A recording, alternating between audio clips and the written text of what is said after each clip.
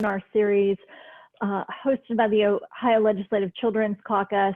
I think we're on our fourth of these that we have been doing over the last couple of months. I'm really excited about the topics that we are covering today, dealing with education, equity, and reopening Ohio schools. It is the first of a two-part series that we will be having on this particular topic. I cannot think of a more complex topic and issue that we are facing as we move through this pandemic COVID-19 crisis. So I'm very happy to be talking about some of these issues, but also acknowledging that there's no possible way that we would be able to cover the complexity of this issue, even over a two-part series. But we do have some wonderful guests that are lined up to talk about some of the issues. One thing that I just want to say, as we enter into this topic is to acknowledge that the legislative role in this, in terms of reopening schools, will be primarily in the funding space and making sure that our schools and school districts have the funding necessary to educate our kids in this new normal as we are moving forward and we get through this. We also have a role, of course, in doing things like tackling and eliminating, to me, some of the barriers that we may have around testing, around credentialing, as well as graduation requirements. But primarily, the nuts and bolts of opening up schools and how that's going to happen in each individual school district is going to fall on our local school boards and our superintendents. And as I have said to my local school leaders, I do not envy the position that they are in because there is no right answer to this. And this is so complex. I equate it to an old saying, we used to say tap dancing on a razor blade, because there are so many ways that we can get this right or we can get this wrong, and it's not going to be perfect for every student, every family, every teacher, and every location. So we want to be as supportive as possible here in the legislature and making sure that we are addressing and understanding some of these issues as much as possible, and certainly making sure that schools have the funding that they need to be able to do what they need to do for our children.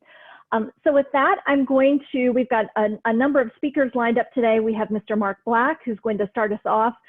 He is the Secondary Schools Executive Director for Akron Public Schools. We also have fifth grade teacher from Marietta City Schools, Miss Bethany Coleman. And then we're going to end with Miss Theresa Kolb from the Ohio Center for Autism and Low Incidence, or OCALI, who is also going to be talking about some issues with our children with special educational needs. And then we will open it up to our legislators to ask questions and for discussion. So I'm going to turn it over to Mr. Black. Thank you. Good afternoon, everyone. And I want to first of all thank the Ohio Legislative Children's Caucus for holding this conversation, because it is very important and it's vital to the future of our students. And as we make our plans, we know that, not everyone will embrace the plan. And the problem with that is that as a public school, we want for most of our families to embrace our plan. And we're going to need some supports to ensure that our students and our staff members get the things that they need to carry on with educating all of our students. So first off, I want to talk to you a little bit about when we were looking at our reopening and recovery plan, which is still on the table of our board members. I want to tell you what we rooted in our mission, and there was three things that we rooted within our mission, and that was high quality instruction. I don't know if we can go to the next slide, but that was high quality instruction, learning conditions, collaboration and engagement. And the reason why we chose these three blocks is because A, we definitely want our students to still receive high quality instruction, no matter what is going on with the pandemic. The learning conditions, we wanted to make sure that they were safe for students to have some face-to-face learning as well as some virtual learning. We got to make sure students are safe at home with virtual learning, and we got to make sure the students are safe within our buildings with face-to-face. And then finally, the collaboration and engagement.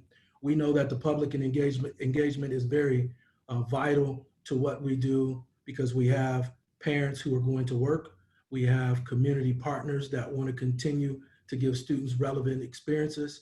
And we also know that students can benefit from field trips and things of that nature. So those are the three rocks that we looked at to make sure that our students continue to be academically prepared and well-rounded students. So let me jump into our plan a little bit. If we can go to the next slide. We have some principles that served as our guiding posts for reopening design. One was safety, physical, social, emotional well-being of students and staff. And let me just spend 1 minute there. And I know we could spend this whole session on just the safety and well-being of our students. When we talk about safety at school, we understand we're following the CDC guidelines. We're making sure that the students are socially and physically safe. But more importantly, we also have to look at what's happening at home. We know, being an urban school district, that some of our students may not have the learning facilities that others have. So therefore, we got to make sure that the students are safe at home while they're doing virtual learning, just as we're making sure that they're safe within our classroom and buildings when they make transitions there. Equity plays a big part in that. Again, we understand that the learning environments, when we're talking about virtual learning, they're very different. So we have to make sure that we have all of the tools that the students need to access to make sure that that virtual learning brings about high quality instruction. In addressing students' needs, there may be some students that need hotspots. And again, that's a financial expense for us. We wanted to make sure that the students also had meals so that they can get the nutrition that they need so that they can participate within the learning. When you think about the seamless transition and design of learning, we have some students that are moving grade levels, from 5th grade to 6th grade and 8th grade to 9th grade, as well as preschool to kindergarten. And those are huge transition areas that we normally would bring students in, do some diagnostic testing with them so that we can determine the right placement. And we have to make sure that virtually and in some face-to-face manner that we meet that need still. Some of the recommendations that we got from our families and our community through surveys as well as through virtual hangouts was to make sure that we consider that parents need consistency and need to know where their students are supposed to be and how to support their learning, because they're not used to navigating some of the curriculum that we have, and the students aren't used to navigating it as well in an independent manner. So some of those recommendations were clear expectations and handbooks of what virtual learning is, why it's important, and what the parents can do to support it.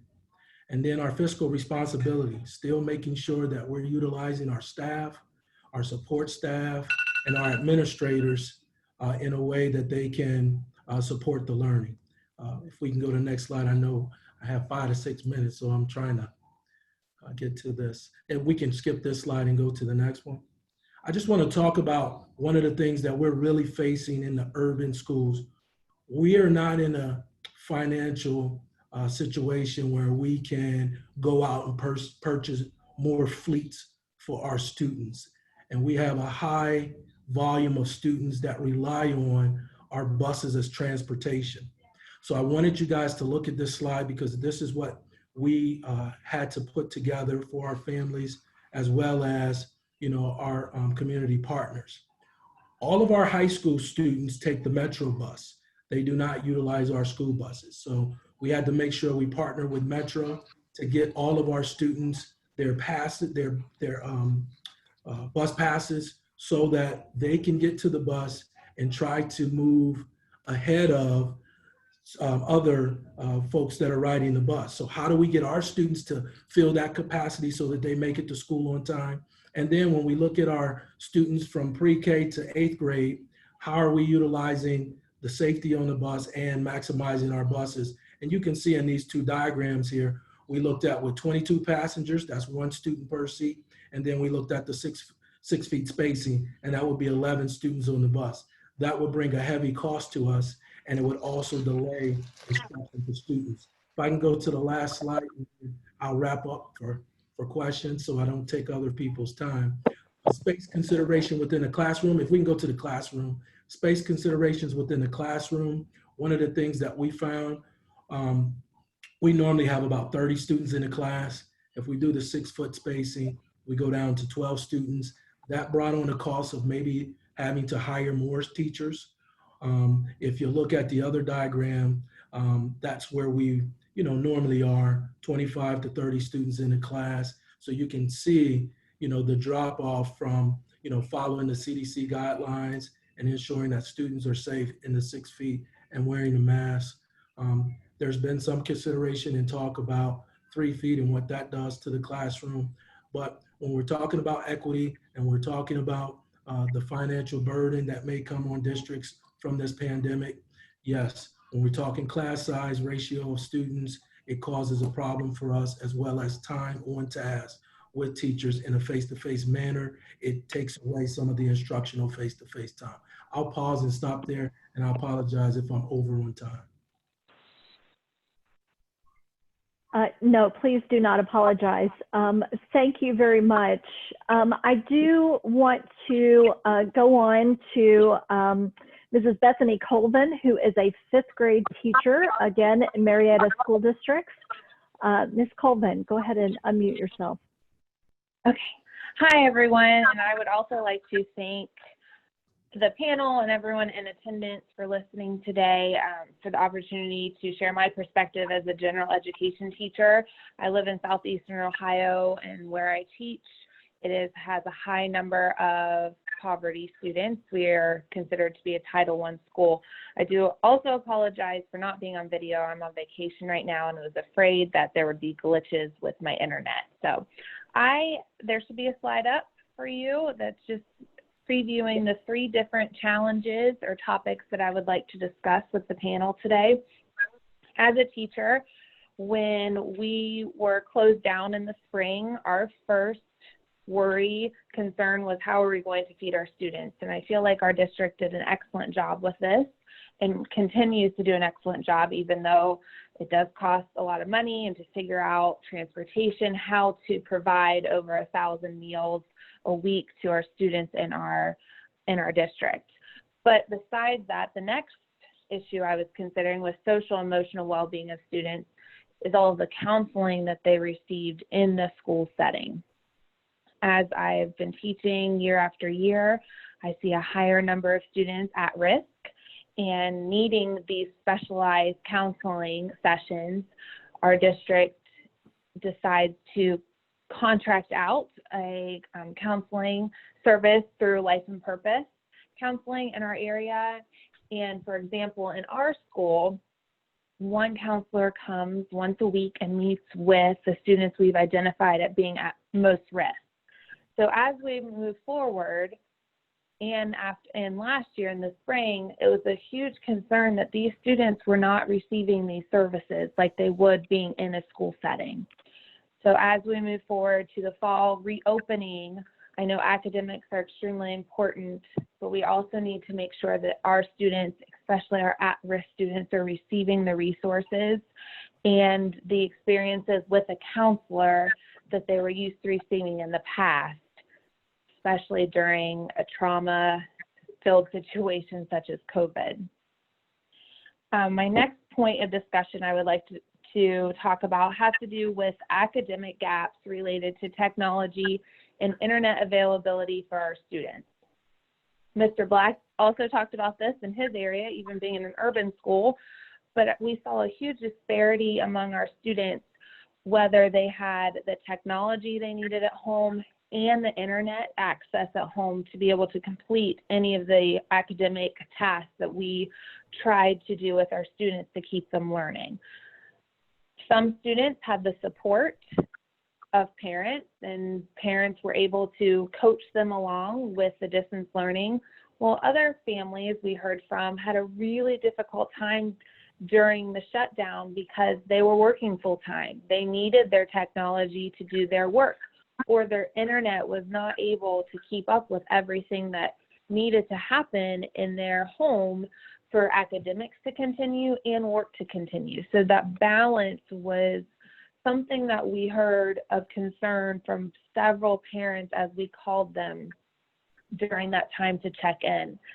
Just a statistic number to throw out to you, out of 47 fifth graders that I was in charge of and trying to catch up with them and make sure that they were still learning, we had it was between 10 and 11 that we never heard from via internet during the entire time.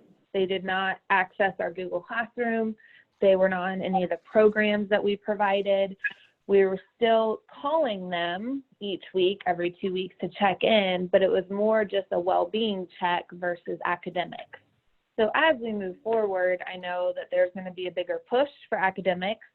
So we also need to make sure that our families have the support at home, the devices, and the internet availability to be able to do both academics and jobs in their home setting.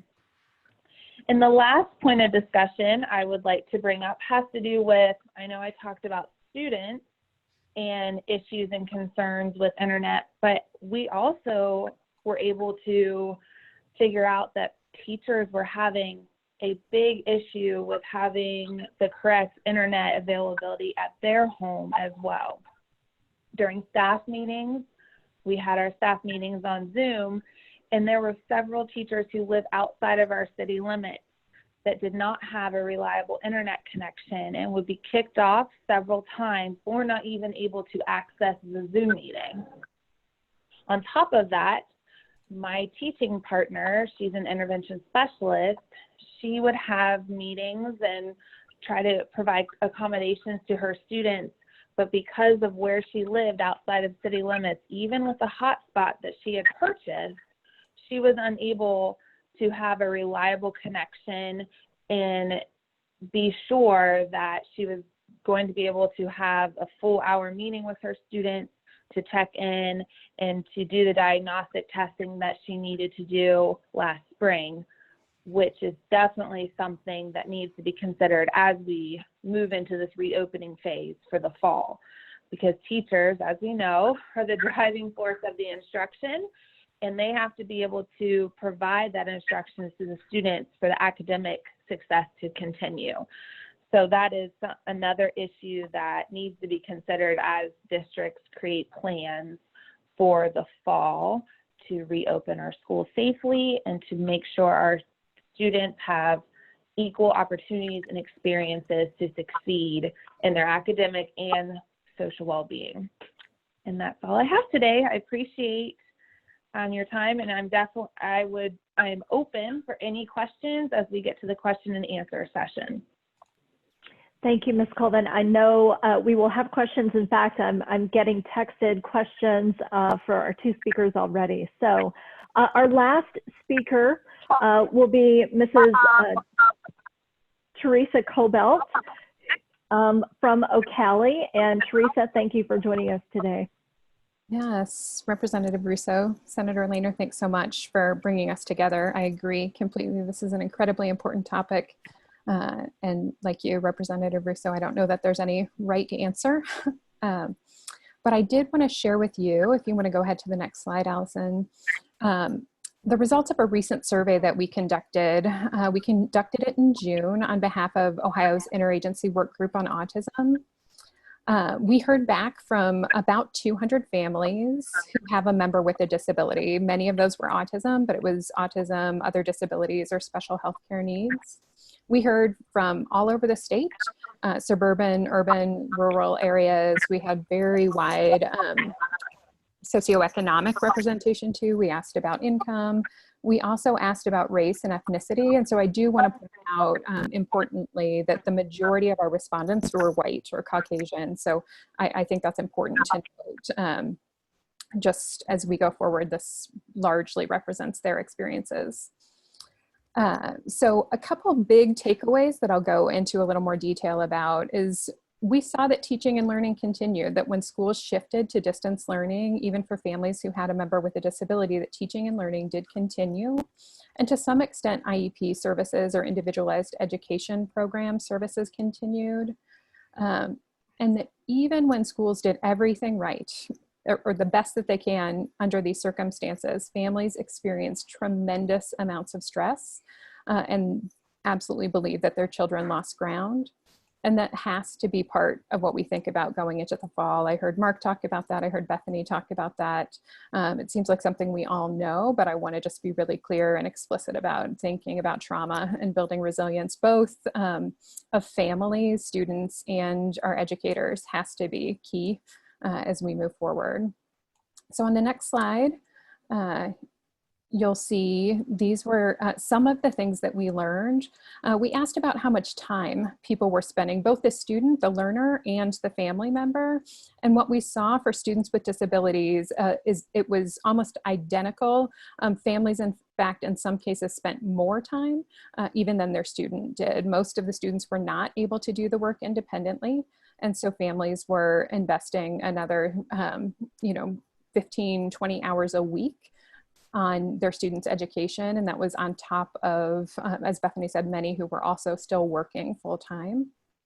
We saw that a lot of IEP services did continue, especially when they were like occupational therapy, physical therapy, speech therapy. Many of those, however, were delivered where maybe a family was emailed instructions or sent a video of something to do with their child. They didn't, some assistive technology services continued, but very few behavioral supports continued. That was for sure the thing that we saw dramatically decrease and had an impact on families. The other thing I want to note about this with the IEP services is many schools issued guidance about how much time a learner should be spending each day. For elementary students, maybe it was 2.5 hours. And, the guidance was kind of, if you're spending more than 2.5 hours, that's really the stopping point. The thing for students with disabilities was they also had interventions on top of that. So many families were having to make these decisions about, do we focus on academics? Do we focus on the interventions or the services that they're receiving? And so when you hear families talk about academic losses or even losses of skills related to OT, PT, or social skills or behavior supports, they were having to make kind of trade-offs or decisions about what to prioritize. I think it's important when you look at this next slide to know that 40% of the families said that they were satisfied or extremely satisfied with what happened during distance learning. And still, and I just picked a handful, if you could go back to that slide, thanks. I just picked a handful of quotes from the families, and these were the families that said they were extremely satisfied. So the families that were extremely satisfied still said, most days were filled with meltdowns and large amount of stress. The battle was too much for me, so we stopped trying. It was emotionally and physically exhausting every day. So this was their daily experience during distance learning, and many people stopped trying. One of the things that we asked about is, did they feel like their district was going to have a plan in place for the fall? And they told us largely they did. They really thought that the district would have a plan in place for the fall. But these next two are the ones I think are really important for our discussion today. They strongly agree that their family member fell behind. And they strongly agree that distance learning was stressful for their family. On the next slide, you'll see it was so stressful. It was actually the thing that they said was their biggest challenge, balancing work, school, and caretaking. And I think that was probably true for most Ohio families that had school-age youth, was balancing that work and school. But when you add in the element of caretaking, where families also families who had children with disabilities who maybe were used to having in-home supports as well. So maybe they had respite provided, or homemaker personal care, or someone that came in with some physical assistance with lifting or changing or those types of things, or even students with autism who received in-home behavior supports. All of that stopped with COVID. So in addition to the shifts that were happening at school, the majority of kind of in-home services that students with disabilities or kids with disabilities and adults with disabilities for that matter, but for the point of this conversation, students with disabilities, really all of that stopped for those families. Or shifted, in some cases, I want to be clear, some of that shifted to tele or remote, but we definitely heard that there was some difference in families' experiences with tele services versus in-person services.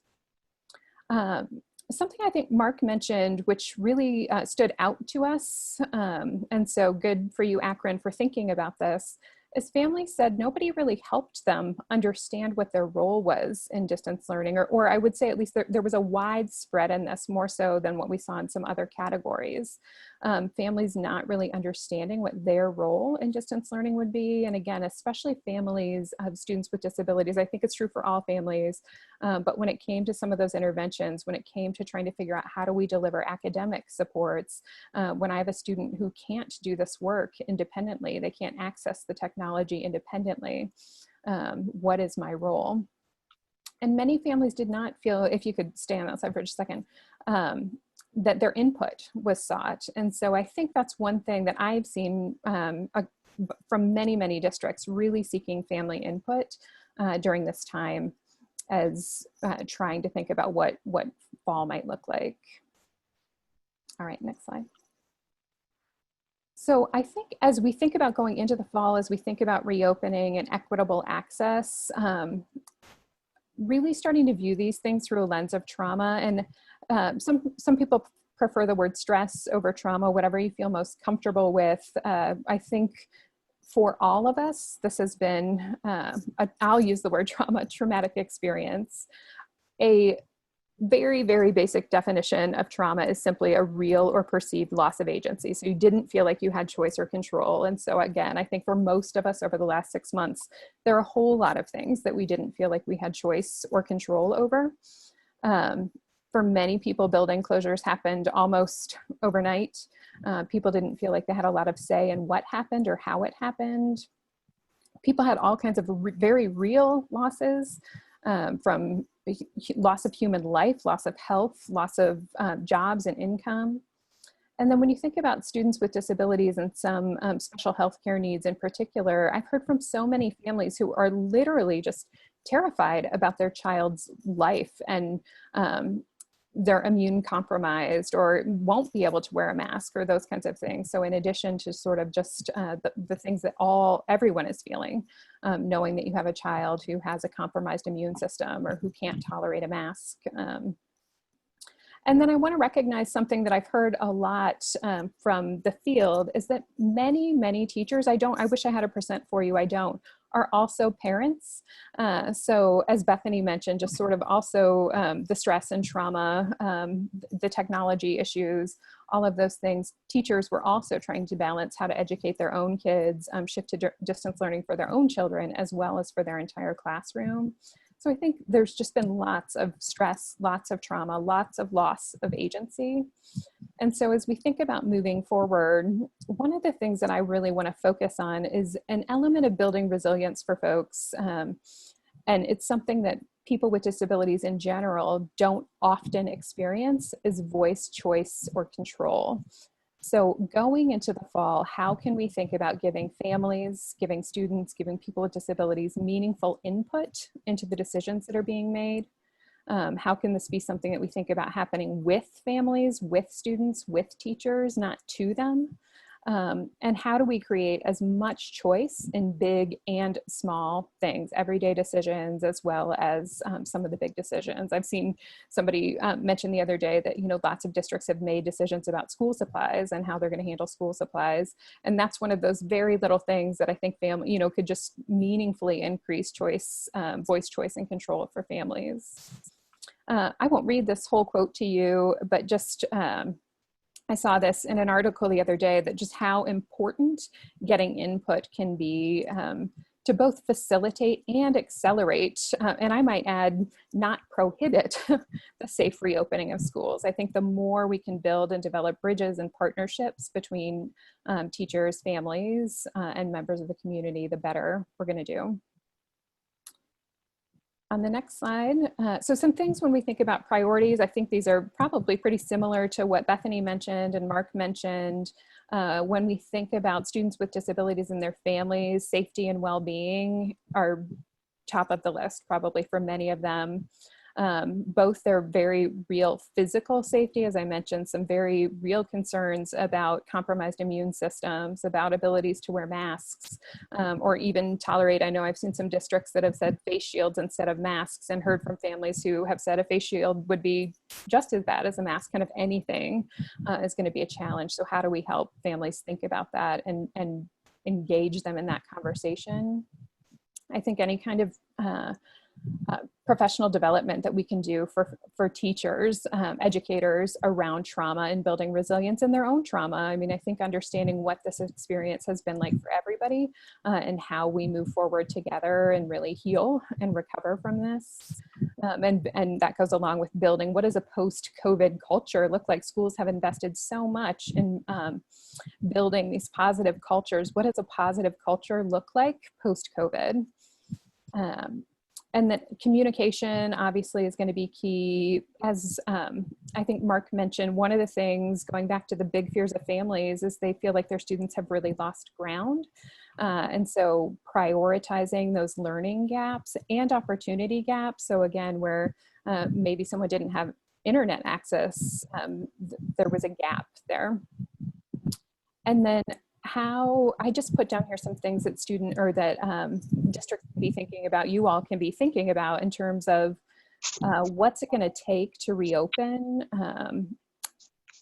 especially for with students with disabilities in mind. So I heard an example the other day of a district that was changing so there would just be a single entrance at school, and people hadn't really thought about what that might mean for someone who used a wheelchair and whether or not that entrance was going to be accessible, and or if that entrance was going to result in a very long line out the door for someone who had breathing issues or couldn't be outside that long in the heat. What was that going to mean for students with disabilities? So in everything, in all the reopening plans and discussions, really thinking about and getting the input from people with those particular lived experiences. So if we move forward in this way, how's that going to work for your child or your family?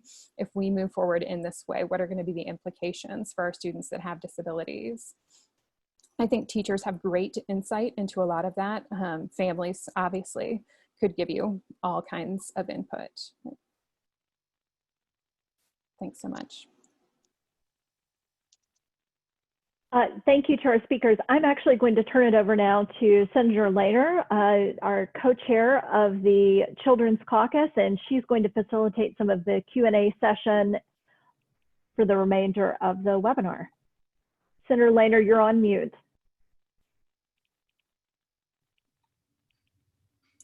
That better? Okay. Thank you, everyone. That was really a rapid run through of a zillion problems that we're all facing right now. And, you know, it struck me that the whole issue of equity was one that was really coming to the forefront before COVID hit. And we had a whole lot of agenda items and questions and things that we were looking at about how we provide a more equitable education to all of our students, regardless of what zip code they live in or what their disabilities or abilities might be, just a whole range of things. And then suddenly it gets turned on its head, upside down. One of the challenges that I heard, particularly Theresa, you did a really good job of talking about the importance of people having input into this whole process. And it strikes me that's one of the things that is a really, really big challenge, because everyone wants the input to be their input, not a collective input of the Teachers Association speaking for the teachers or Parents Association speaking for the parents. So the question I have for all three of you is, have you thought of some constructive way that we can practically include as much input, not only from parents, but from teachers, into this whole process in a way that people are going to want that they'll feel they're a part of something and not it being done to them, as Theresa mentioned, but that they're part of the solution. So I would be interested to hearing if anyone has any suggestions as to how we might go about doing that. Yes, thank you, Senator, for the question. Here in Akron, what we did was we partnered with our union, and we made sure that the 4 focus areas that we had was shared in a co-chair manner with a representative from the union, which was teachers. We made sure a parent was on that committee. We made sure a community member was on that committee, and we made sure a student was on that committee. So each one of our committees had all stakeholders represented so that we could hear everyone's concern and get their input. And from there, we moved to creating task and action plans based on our conversations. And each committee then created their plan, and we provided our recommendation to the board and superintendent, and we're waiting for them to approve. Well, so when you have one person representing each of those entities, were you able to get buy-in from the rest of the community that, oh yes, that parent spoke for me, or that teacher spoke for me from other teachers? You know, we're seeing the same tension in the legislature, that, you know, the legislature's feeling like, well, they didn't talk to me about it. They didn't ask my opinion on this. And I see that across the board. I see it just sort of consuming the state. So much discord. So, and let me clear that up. The co-chairs were just together to start the conversation, and then through our virtual meetings, all teachers from the union and administrators were invited. And okay. then members invited. So we were able to get, I think it was a limit of 250 guests on each call. So there was more than just one voice. They just started the conversation, and then we branched it out to the whole entire body of our staff, administrators, and all community members that could join. Excellent. Okay. I didn't hear that piece. Senator Lehner, one I would thing. go ahead. Two things that strike me about your question. One is something that I've learned in life is that in the absence of information, people tend to make things up, and they don't tend to make it up. Or maybe I should speak for myself. I tend to make things up, and I don't tend to make things up in like everything's going to work out perfectly fine kind of way. And I think that's especially true when we experience trauma, and collectively we've experienced trauma. So we're probably not going to make things up. Like without information, we are probably not going to make up the most optimistic answers or fill in the blanks optimistically right now. We probably will not believe the best in people right now. That is just not going to happen given the trauma that we've all experienced. The other thing you said, like about, I never knew about that. I think one thing, I have seen lots of districts issue surveys. Most of the ones I've seen have been anonymous in the sense that families aren't required to put their email address in or say who they are. And I understand the reason for anonymity. So, you know, if families can feel like they can be more honest that way, or that nothing's going to be sort of held against them. At the same time, it doesn't give us an opportunity to say who we're not hearing from. And I think that's really important during this time. So if you live in a very diverse district or area of the state, and you have only heard back, or any district for that matter, and you've only heard back from a small percentage, or the percentage that you've heard back from are largely white people who have internet access, and you haven't heard back from internet deserts, which we know are often happening in places where people of color or ethnic minorities live. Who are you not hearing from? And I think as districts open, really thinking about who have we heard from and who haven't we heard from. So to say we haven't heard from teachers, or we haven't heard from community members, or we haven't heard from this really significant portion of our community, or we issued a survey, but only 10 people responded. So we got to figure some other way out to get communication and feedback. Okay, thank you. Anyone I else? would also like, yes, this is Bethany. I would also like to add, just from a teacher's perspective, our district has a 35 to 40 member team in this planning process, and I am not part of that team. It was a couple of teachers and administrators from each different elementary, middle, and high school.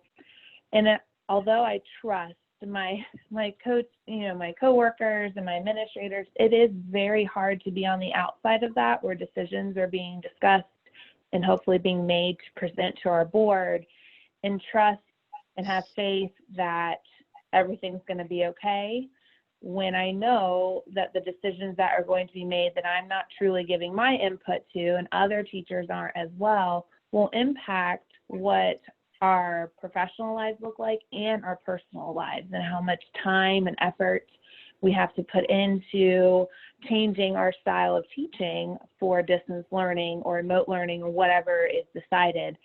So we're into the almost middle of July, and we haven't heard anything for our district and given time to process. So that has definitely been a challenge, being someone who is not making the decisions or having my input being heard. And that's a majority of our district. We just have to trust everyone else who's doing that right now. Okay, thank you. I'd like to throw this open to any of the legislators who might have questions. I'm not quite sure the mechanics of that, if someone wants to help me out. Yes. Senator Laner, our legislators need to just take themselves off of mute, and you should be able to ask a question. So jump right in. Okay. Well, I'd be happy to just launch in, Senator Laner. First of all, the panelists, you were fantastic. I jumped on just a little late. I was having some technical problems, but one of the benefits that I see when we gather like this is such an incredible opportunity for me to learn and listen. I know in my own district, there's been a lot of heavy lifts, a lot of conversations. We've had surveys sent out. In fact, I just filled one out today for my own son. And the constant communication and being open and looking at the tough questions and communicating frequently with parents and residents and an open dialogue, I think it will change, and it is changing the stress levels for parents. In my district, like everyone else's, we're worried. We don't know what's in store. And our districts are looking to us, to leaders, to try to help. And so this forum for me has just given me a lot of food for thought. So thank you to all the panelists. Thank you for the opportunity to be a part of this great webinar. Thank you, Representative Richardson. I really appreciate those comments. And anyone else want to respond to Tracy? So, Representative Lightbody. yeah, hello, thank you very much. I've enjoyed the panelists and appreciate the diversity of the voices that have been brought forward. I have a question. I think it must be for Ms. Kolb. I heard from a former student of mine who's teaching 5th grade in a school which is 50% autistic kids. The principal has made the decision that no masks are going to be required, period, because the principal apparently feels that it simply isn't going to be something that the autistic kids can manage. My student is an older teacher. She's not willing to put herself at the risk of the disease, and so she's planning on resigning her position. Do you think that the principal's decision has merit? I mean, can you speak about sort of the needs of our special needs kids in particular regarding masks, if the school is going to be in session, the challenges that poses for the teachers in terms of their own health? And is there a better solution? Is there a better way of both protecting the teachers and working with the students that are disabled in some way? Is there some way that you go to another building that's not dealing so much with children with special needs? 50% of the student population, it's a special school, and 50% of the students in each classroom, about 50% of the students are autistic. Oh. But, somewhere on the spectrum. Did you have a thought? Well, I think it brings up a couple thoughts for me. One is just to clarify, not everybody with autism will have a problem wearing a mask. And there are lots of people who don't have autism that will have No problem. Yeah, right. that will have problems. So, Right. which makes me wonder, did the principal or the school in that situation actually like work with families? Did they find that out from families, or have they sort of just made that assumption? So that might be a starting place is, was this a discussion with families, and were masks tried with students? And maybe they did, I just without knowing some of the And I don't know. details. Yeah, those might be some questions.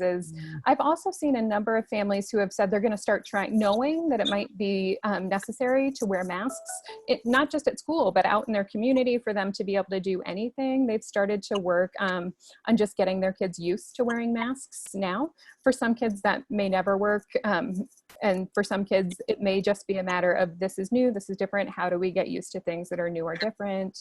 There are social stories out there about mask wearing that have helped some kids with autism. So I think without knowing details, there might still be more conversations that could be had if that's a decision they're willing to think about or talk. Again, if they've already surveyed the families and the families have said, nope, there's no way we're wearing masks, and those might be, like Peggy said, or Senator Lehner said, maybe there are other things that we think about, or there are other ways to not lose that expertise that longtime teacher has, but to use it differently.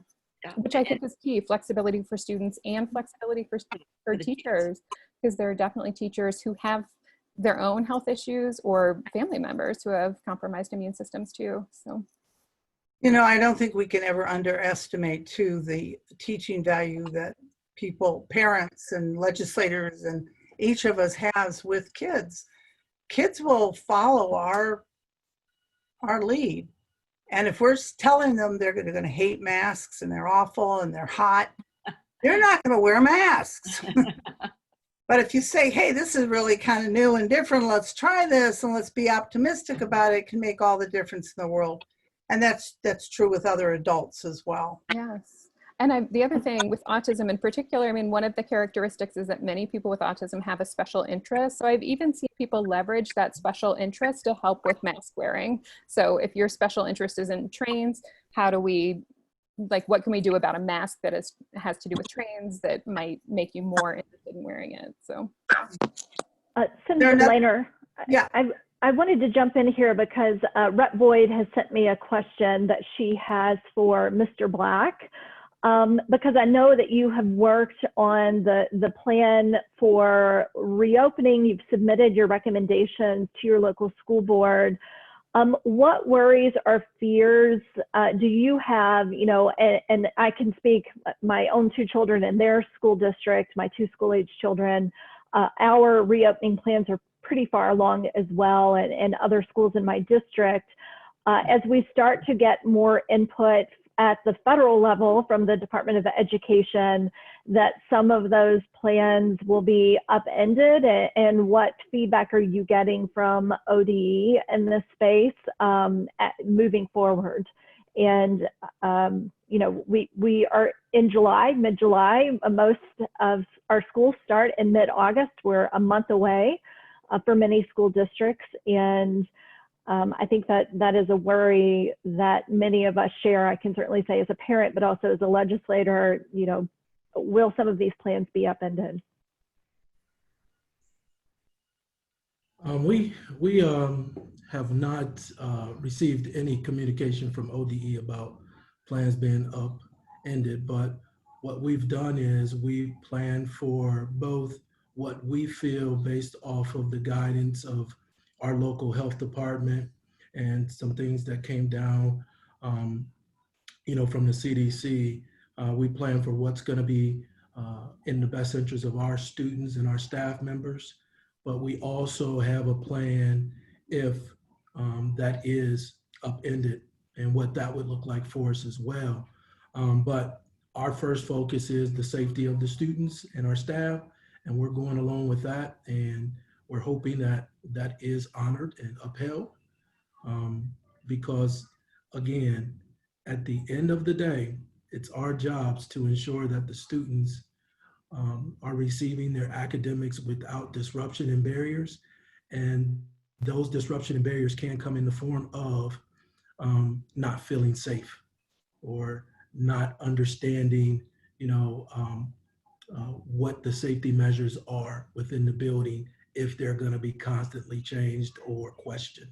So we're hoping that they are upheld so that our families feel safe about sending their students to school in a partial manner, as well as feeling safe with their students staying at home, getting the virtual end of it as well. There was a question, and Representative Russo, if I can answer that as well. It was about the dollar amount. I saw that Allison asked that question. When we look at our costs, we're looking at between $7 and $10 million. We know the CARES Act funds help some with that, but when you're talking about from hand sanitizer to making sure that you have the right supports on the bus for the students, masks, Clorox wipes, so forth and so on. You guys get the point. The cost does become great.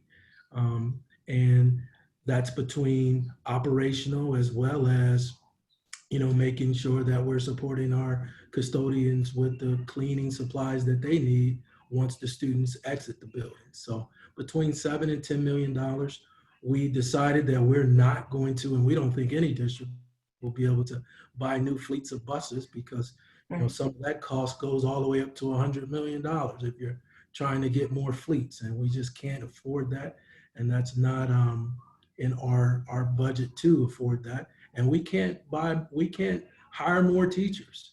So we're trying to do the best that we can with what we have, and hopefully this conversation lets folks know some of the things that we're facing as it relates to ensuring that students will get a fair and equitable education. You showed pictures earlier of a different classroom configuration with far fewer students in it. Correct. Is that's on your drawing board, but you just said you can't hire more teachers. So how are you putting that into effect?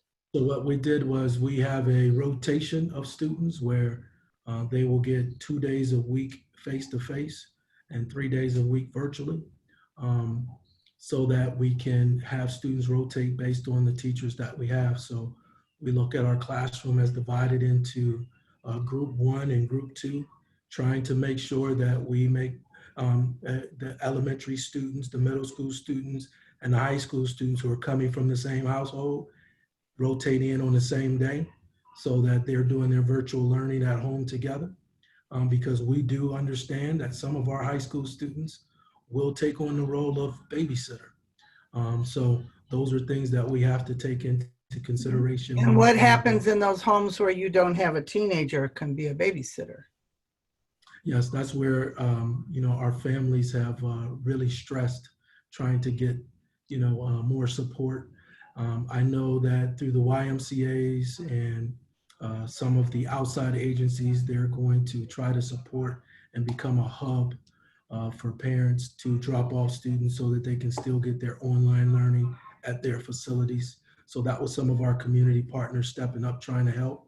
But we'll see if that's enough because, there's a lot of families that go without childcare, and then there's childcare agencies that have their limitations on how many students they could take at a time. Right. It's a heavy lift. And childcare comes with a cost. Going to a public school does not. Absolutely. So yeah, I mean, it's just one challenge after another. We probably have time for one more question out there. Is there anyone who would like to ask one? Yes, I would. Thank you. Nikki, go ahead. Thank you. Senator Antonio. No, you're fine. You're fine. Thanks so much. This has been great. So I appreciate all the participation and the thought process. My biggest concern, Senator Lehner sort of referred to it before, even within our own state house, we have questions about policies, procedures, and where does the connection between divisions and between different entities kick in? My question is, what is your expectation for those of you who are looking to, Mr. Black, looking to open your schools in terms of the collaboration with the health departments as you open up, as you lay all your plans out, and then, so does this start with taking temperatures? And if someone has a temperature, you know, that process of how do we wean out the folks that may be positive, may have the virus, to keep the majority of our kids safe, the building safe? And what's that connection and collaboration with the health department? What's your expectation, I guess, on that? Mark, you've got about 30 seconds. Yes, the health department. 30 seconds. The health department had representatives on our committees, and the first thing they want us to start with is making sure that students have masks, especially since Akron have moved to a level 3. We're in the red, so we definitely have to pay attention to those different levels. But as far as taking temperatures, right now we are piloting with our athletes who are coming in to do workouts, doing the temperature checks and wearing the mask to see how that works, to see how we can evolve it when school starts. Okay, thank you very much. I'm afraid we are out of time. I think you can see more questions have been raised today than answers.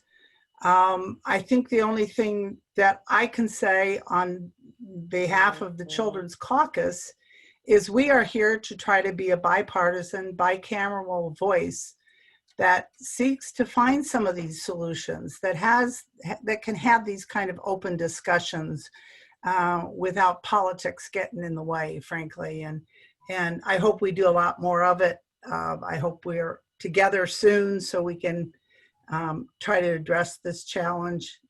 It's not an easy one. There's so much at stake. I think we all know that life will never be the same, quite the same as it was 6 months ago in our schools and in our state. This is a once in a lifetime type of crisis, and we need to stick together and work together for the benefit of all. So thank you for being with us here today. I believe we have 3 weeks between this conference and the next. Anyone know the date? Allison, you know the date of the next one? Allison Paxton may know. I do not know off the top of my head, but yes, it's in 3 weeks. The second part of this, and again, lots to continue to talk about in this space. Yeah, so thanks again for being with us, and wish you a safe continue to your summer. Just a few more weeks. Thank you. All right.